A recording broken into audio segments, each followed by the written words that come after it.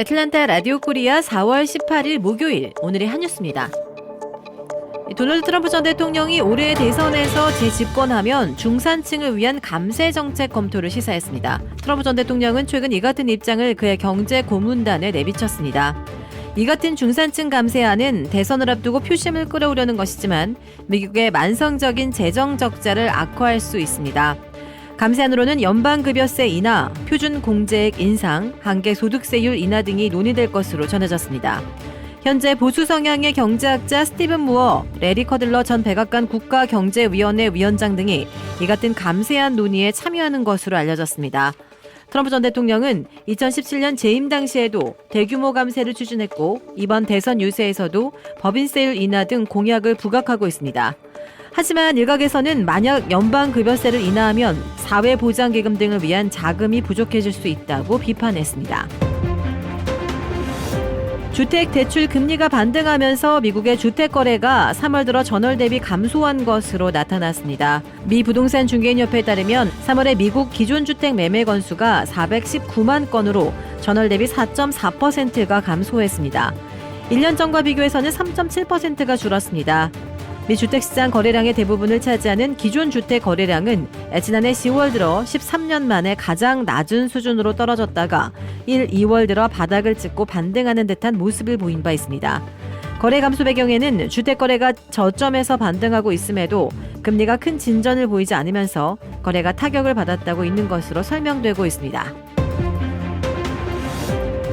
미국 서민들의 주거 불안이 좀처럼 개선되지 않고 있는 가운데 주택 모기지와 렌트비가 급등한 후에 내리지 않고 있어 미국민들은 매달 주거비 걱정으로 몰아넣고 있다고 CBS 뉴스가 보도했습니다.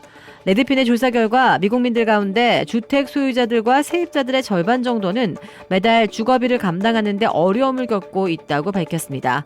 주택 소유자들은 매달 상환해야 하는 모기지를 납부해야 하는데 어려움을 겪고 있고 세입자들은 해마다 오르는 렌트비를 내는데 주기적으로 어려움을 겪고 있다고 대답했습니다. 주택 소유자들은 최근 2-3년 사이에 주택 모기지 이자율이 3%대에서 7%대로 2배나 급등한 데다가 이 매물 부족으로 집값은 대폭 오른 후에 좀처럼 개선되지 않고 있어 이 모기지 걱정, 돈 걱정에 시달리고 있는 것으로 분석됩니다. 미국에서 가장 많이 몰려있는 중위주택 모기지 월 상한액은 2월 2,184달러로 나타났습니다. 이는 2023년에 2,061달러보다 123달러가 오른 것이고 특히 2022년에 1,750달러에 비하면 434달러, 25%나 급등한 수치입니다. 구글 등 미 기술 기업들의 해고 바람이 불고 있습니다. 구글은 어제 구체적인 수는 공개하지 않은 채 직원을 해고하기로 했습니다. 구글 대변인은 이번 해고가 전사적인 것이 아니고 대상 직원들이 내부의 다른 역할에 지원할 수도 있다고 말은 했지만 해당 직원 수나 관련 팀은 구체적으로 밝히지 않았습니다. 이번 해고는 올해 구글을 비롯해 기술기업과 미디어 산업 전반에 걸쳐 일어났던 대규모 인원 감축을 잇는 것으로 경제적 불확실성 속에 기업들의 해고가 계속될 수 있다는 우려가 커지고 있습니다. 전 세계 직원 중 10%의 감원을 예고한 테슬라에서는 인력 감축이 구체화하고 있고 뉴욕주 버팔로에서는 테슬라가 직원의 14%인 285명을 해고하기로 했습니다. 전기차 업체 리비앙도 지원 부서 직원을 중심으로 인력의 1%인 150명가량을 추가로 감원하기로 했습니다. 스위스 최대 은행인 UBS는 추가 감원을 계획하고 있고 이 밖에 모건 스탠리 등 월가 투자은행을 비롯한 글로벌 금융회사들이 홍콩과 중국 등 아시아 지역의 인력에 대해 대대적 감축에 나서고 있습니다. 한국의 이재용 삼성전자 회장이 미 경제지 포브스가 선정한 한국 자산가 1위에 올랐습니다. 포브스는 2024년 한국 최고 자산가 50인의 명단을 공개하면서 이 회장을 첫 번째로 꼽았습니다. 포브스가 추산한 이 회장의 자산 가치는 115억 달러입니다.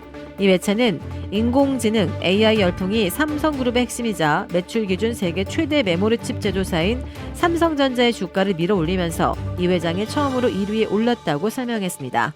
이어 김병주 MBK 파트너스 회장, 서정진 셀트리온 그룹 회장, 조정호 메리츠 금융지주 회장, 정몽구 현대차 그룹 명예회장, 김범수 카카오 창업자, 홍나희 전 삼성미술관 미움관장, 박동신 한미반도체 대표이사 부회장, 권혁빈 스마일게이트 그룹 창업자, 정의선 현대자동차 그룹 회장이 10위권 이내에 이름을 올렸습니다.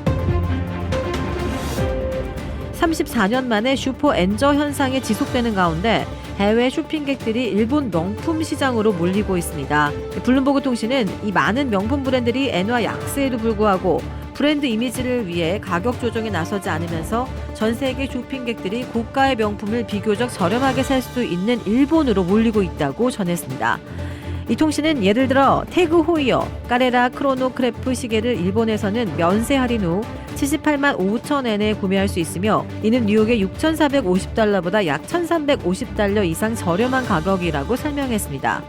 이외에도 미국에서 11,700달러인 샤넬 클래식 블랙 양가죽 가방의 경우 일본에서는 1,277달러에 구매 가능하며 미국에서 1,050달러인 크리스찬 디올의 자도르 슬링백 펌스 구두도 일본에서는 860달러에 구매할 수 있다고 덧붙였습니다.